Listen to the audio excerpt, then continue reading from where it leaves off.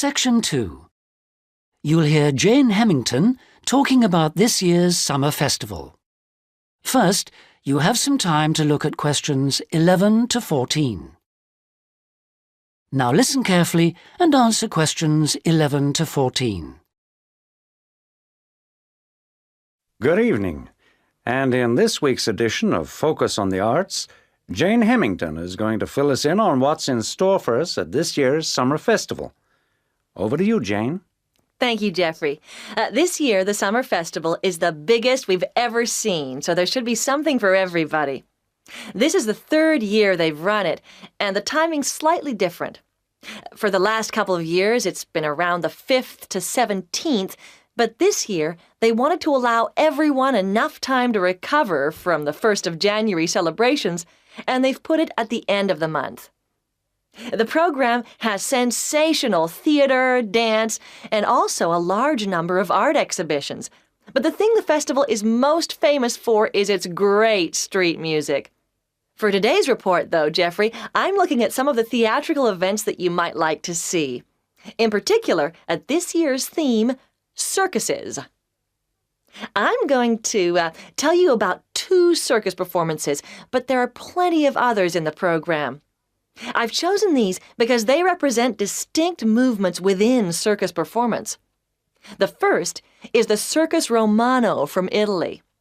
As this is a traveling circus, it follows a long tradition by performing in a marquee, which is really like a canvas portable building, usually put up in a green space or car park rather than in a theater or stadium.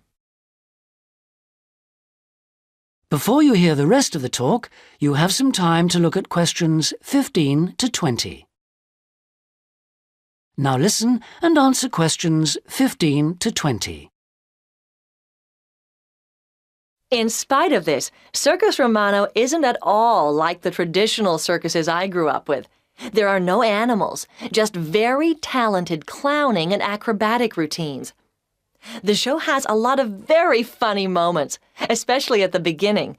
But the best part is the music and lighting. They're magical. At $45, it's very expensive anyway. It's really for adult tastes. In fact, much of it would be wasted on children, so I suggest you leave them at home. The second circus performance is Circus Electrica at the Studio Theater. The purists are suggesting that this isn't a circus at all. It's a showcase for skills in dance and magic rather than the usual ones you expect in a circus. With only 6 performers, it's a small production which suits the venue well. The studio only seats about 200 people. For my money, it's the aerial displays which are outstanding, as well as the magical tricks, features which are missing from Circus Romano. An interesting feature of the show is that the performers are so young. The youngest is only 14, but it's still well worth seeing. A good one for the whole family. And finally, as it's summer, you may wish to see some of the festival performances that are being presented outdoors, like the famous Mekong water puppet troupe performing in the city gardens this week. Now, water puppetry is amazing. It's large puppets on long sticks, controlled by puppeteers standing waist-deep in the lake. The puppets do comedy routines, and there is some terrific formation dancing. This is a fantastic show, and the best moment comes at the end, seeing the puppeteers.